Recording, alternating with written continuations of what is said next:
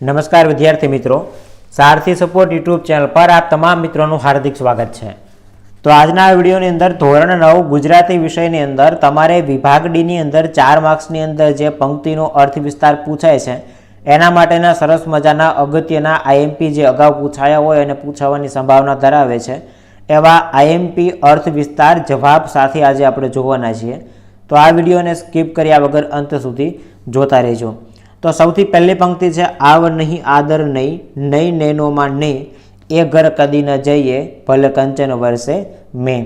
તો હવે આનો આપણે જવાબ જોઈએ તો આ પંક્તિમાં કવિ કહેવા માગે છે કે આપણને જે જગ્યાએ આવકાર ન મળે, આદર ન મળે અને જેની આંખોમાં આપણા માટે પ્રેમ ન હોય, આવા ઘરે સોનાનો વરસાદ વરસતો હોય તો પણ આપણે ન જવું જોઈએ। હવે અહીંયા અર્થ આપેલો છે કે દરેક મનુષ્યને પોતાનું સ્વમાન વાલું હોવું જોઈએ। કોઈ શ્રીમંત વ્યક્તિને ઘેર જવામાં આપણું સ્વમાન જળવાતું ન હોય તો આપણે એને ઘરે ન જવું જોઈએ। પ્રેમ વગરના પકવાન કરતાં સ્નેહનો સૂકો રોટલો વધારે મીઠો લાગે છે। ભગવાન શ્રી કૃષ્ણએ પણ દુર્યોધનના મહેલમાં મેવા મીઠાઈ આરોગવાનું ટાળી અને વિદુરના ઘરે જઈ અને ભાજી ખાવાનું પસંદ કર્યું હતું। આપણું સ્વમાન સાચવવા માટે આપણે જે કંઈ નુકસાન વેઠવું પડે એ વેઠવું જોઈએ, પણ સ્વમાનને ભોગે મળનારા મોટા માણસોના આતિથ્યને સ્વીકારવું જોઈએ નહીં। આપણે આપણું સ્વમાન જાળવી તેમજ અન્યોના સ્વમાન પ્રત્યે પણ સભાન રહેવું જોઈએ, આવો એનો અર્થ વિસ્તાર થાય। ત્યારબાદ બીજી એક પંક્તિ આપેલી છે, કદમ અસ્થિર હોય એને કદી રસ્તો નથી જડતો, અડગમણના મુસાફરને હિમાલય પણ નડતો નથી। તો એનો આપણે જવાબ જોઈએ તો આ પંક્તિની અંદર કવિ છે એ દ્રઢ મનોબળનું મહત્વ સમજાવે છે। કવિ કહેવા માગે છે કે જેના પહેલેથી જ પગ ઢીલા હોય, જેનું મન ઢચુપચું હોય અને જેને મંજિલે પહોંચવાનો રસ્તો નથી જડતો, જે રસ્તામાં અટવાયા કરે છે અને ભાંગી પડે છે, પરંતુ જેનું મન દ્રઢ હોય, મંજિલે જવા માટે બરાબર કમર કસી લે છે, તેની ગતિને હિમાલય પણ અટકાવી શકતો નથી। જેના રસ્તામાં આપણે ગમે એવી આફતો પણ એને મૂંઝવી શકતી નથી। મન હોય તો માળવે જવાય, રોતો જાય એ મુવાના સમાચાર લાવે જેવી કહેવતો પણ પ્રસ્તુત પંક્તિનો હાર્દ સમજાવે છે। જે થવાનું હોય એ થાય એવી ખુમારીથી જીવનારો મનુષ્ય જ પોતાના જીવનમાં પોતાની ઈચ્છિત પ્રગતિ પ્રાપ્ત કરી શકે છે। આવી વ્યક્તિ ખુમારીપૂર્વક રહે છે અને કહેવાય છે ને કે અમને નાખો જિંદગીની આગમાં, અમે આગને પણ ફેરવીશું બાગમાં। આપણે દ્રઢ મનોબળ કેળવી અને જિંદગીની રાહ ઉપર આગળ વધતા રહેવું જોઈએ।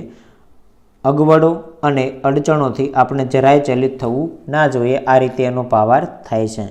ત્યાર પછી ત્રીજો ક્વેશ્ચન છે, એનો જવાબ આપેલો છે, મન મેલા તન ઉજળા, બગલા કપટી અંગ, તેથી તો કાગ ભલા, તન મન એક જ રંગ।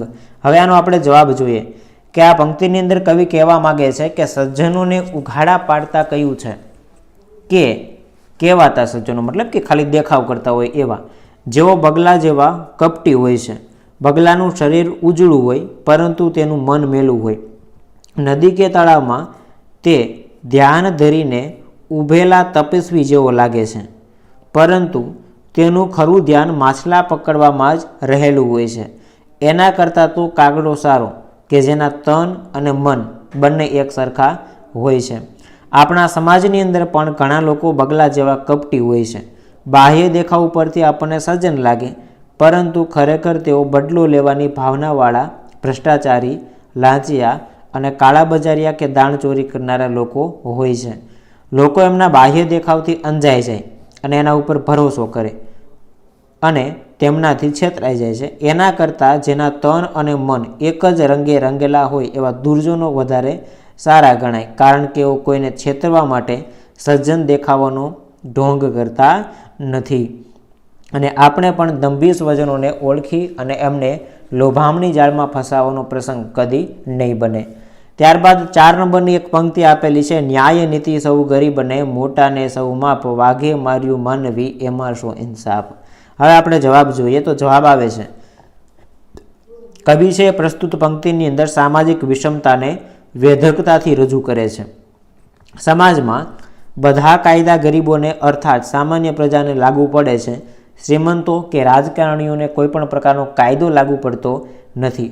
કવિ વાઘનું દ્રષ્ટાંત આપી અને આપણા સમાજની વિષમતાઓને ખુલ્લી પાડે છે કે ઘેટા બકરા જેવી ગરીબ પ્રજાને કોઈ ગુનો થાય તો જેલમાં પૂરી દેવામાં આવે, ફાંસી લટકાવી દેવામાં આવે, પણ વાઘ જેવા શ્રીમંતો કે રાજકારણીઓ લોકોને કોઈ પણ ગુનો કરે તો એ ગુના ઉપર એટલી બધી સજા મળતી નથી અને એને છાવરવામાં આવે, મતલબ કે બચાવવામાં આવે, જેને કોઈ પણ કાયદા લાગુ પડતા નથી અથવા તો કોઈ શિક્ષા કરવામાં આવતી નથી, દંડ ટૂંકમાં. ઉલટું એમની વિરુદ્ધ બોલનાર ઉપર ખોટી આળ ચડાવી અને એમને પણ બદનામ કરવામાં આવે છે. અને એક સરસ મજાની બીજું ઉદાહરણ આપ્યું છે કે સંત તુલસીદાસે કહ્યું છે કે શક્તિશાળીમાં કોઈ દોષ હોય જ નહીં, એમને હાથ લગાડવાનો નહીં કે આંગળી પણ ચીંધવાની નહીં, પ્રજાને છેતરે, ભ્રષ્ટાચાર કરે કે ખૂન મારકી કરે, બળાત્કાર કરે તો પણ પોતાની સંપત્તિ અને સત્તાના જોરે નિર્દોષ જ પુરવાર થાય. ગુનો એ ગુનો છે. એ ગુનો સામાન્ય પ્રજા કરે કે શ્રીમંત કરે કે રાજકારણ કરે, ન્યાય બધા માટે સરખો હોવો જોઈએ, પણ આ સમાજમાં સૌને સરખો ન્યાય મળતો નથી. કવિએ ઉપરયુક્ત પંક્તિમાં સમાજની વિષમતા અને ન્યાયની પોકળતા ઉપર વેધક કટાક્ષો કરેલા છે. ત્યાર પછી 5 નંબરની પંક્તિ આપેલી છે, કડવા હોય લીમડા પણ શીતળ એની છાંય, બાંધવો હોય અબોલડા તોય પોતાની બાંય. હવે આપણે એનો જવાબ જોઈએ. તો અહીંયા જે પંક્તિ આપેલી છે એ પ્રસ્તુત પંક્તિની અંદર કવિ લીમડો ભલે સ્વાદમાં કડવો હોય પરંતુ એનો છાંયો હંમેશા શીતળ હોય છે. ઉનાળામાં વટેમાર્ગુઓ લીમડાની છાયામાં અદ્ભુત શીતળતાનો અનુભવ કરે છે. તેવી જ રીતે આપણા ભાઈબંધુ આપણી સાથે અબોલા રાખે તો પણ આપણે સંકટમાં હોઈએ ત્યારે તેઓ આપણને મદદ કરવા માટે અચૂક દોડી આવે છે, કારણ કે તેઓ આખરે તો આપણા જ છે. બીજા લોકો આપણો તમાશો જોઈને રાજી થાય છે, જ્યારે ભાઈઓ આપણું દુઃખ જોઈ અને દુઃખી થાય છે. તેથી જ સાચી લાગણીથી પ્રેરાય અને મદદ માટે દોડી આવે છે. આપણા મા બાપ, વડીલો, ગુરુજનો આપણને ઠપકો આપે તો પણ આપણે માઠું ન લગાડવું, કારણ કે તેઓ આપણા પ્રત્યે જે લાગણી અનુભવતા હોય છે એવી લાગણી અન્ય વ્યક્તિ આપણા વિશે અનુભવતી નથી. એમના કડવા વેળમાં પણ આપણું જ હિત સમાયેલું હોય છે. કહેવત છે કે કડવી દવા માજ પાય, કડવા કારેલાના ગુણ ન હોય કડવા, કડવા વચન ન હોય કડવા. આ બધી પંક્તિઓ છે એ પણ આનો અર્થ સમજાવે છે. ત્યાર પછી 6 નંબરનો અર્થ વિસ્તાર જોઈએ. 3 વારના મુજને બળ્યા, હૈયું મસ્તકને હાથ, બહુ દઈ દીધું નાથ, જા ચોથું નથી માગવું. તો જવાબ જોઈએ. પ્રસ્તુત પંક્તિમાં મનુષ્યની મર્દાનગી દર્શાવી છે, એમાં સંતોષી માનવીની ભાવના પ્રગટ થઈ છે. ઈશ્વરે મનુષ્યને 3 અંગો આપેલા છે, હૃદય, મસ્તક અને હૃદય. માનવીએ ખુમારીપૂર્વક જીવન જીવવા માટે આ અંગો પર્યાપ્ત છે. આનાથી વિશેષ કંઈ પણ પ્રભુ પાસે માગવાની જરૂર રહેતી નથી. ઈશ્વરે માનવીને સંવેદનશીલ હૈયું, મગજ આપેલું છે. મનના સકારાત્મક વિચારોને અમલમાં મૂકવા માટે મજબૂત હાથ આપ્યા છે.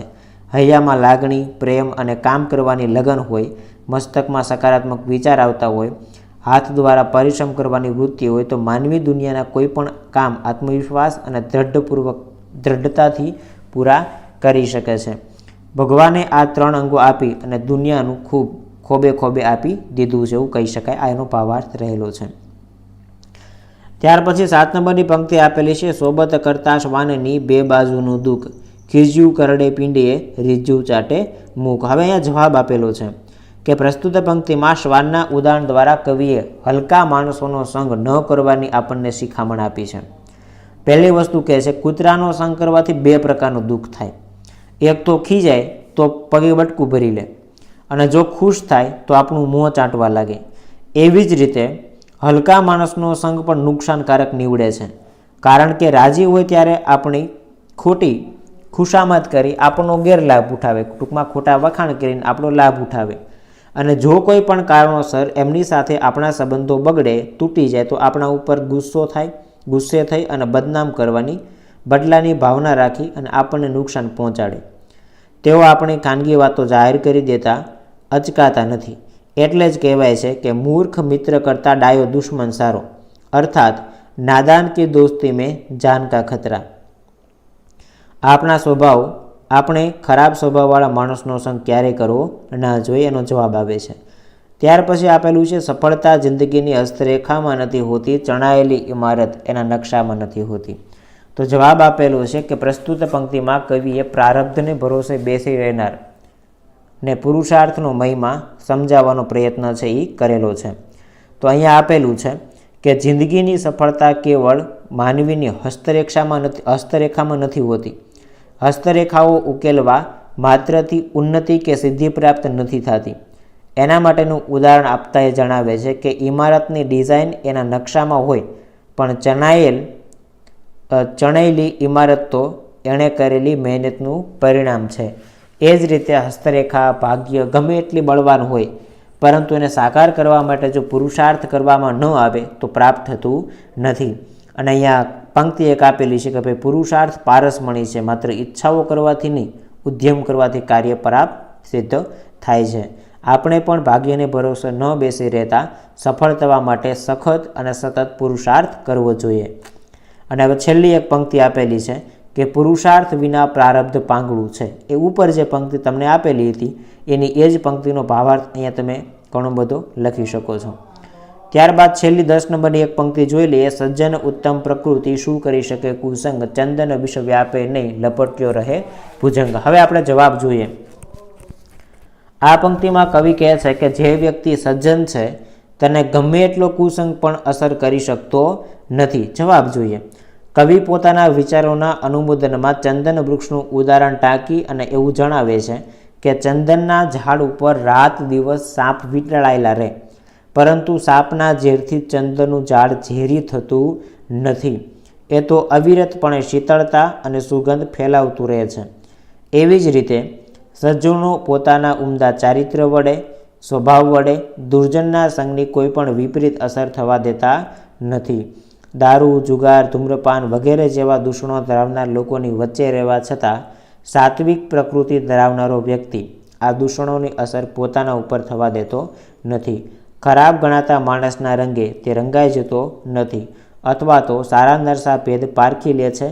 જેમ સોનાને કાટ લાગતો નથી એમ કુળવાન અને ઉમદા માણસ ઉપર દુર્જનોની સોબતની ખરાબ અસર પડતી નથી. તો આવી રીતે અહીંયા તમારે પ્રથમ પરીક્ષાની અંદર ગુજરાતી વિષયની અંદર જે અગત્યના અર્થ વિસ્તાર હતા એ અર્થ વિસ્તાર અહીંયા આપણે જવાબ સાથે જોયા. તો વિડીયો પસંદ આવ્યો હોય તો લાઇક કરી દેજો. ચેનલને સબસ્ક્રાઈબ કરવાની બાકી હોય તો સબસ્ક્રાઈબ કરી દેજો. મળીએ છીએ નવા વિડીયો સાથે. જય હિન્દ, જય ભારત.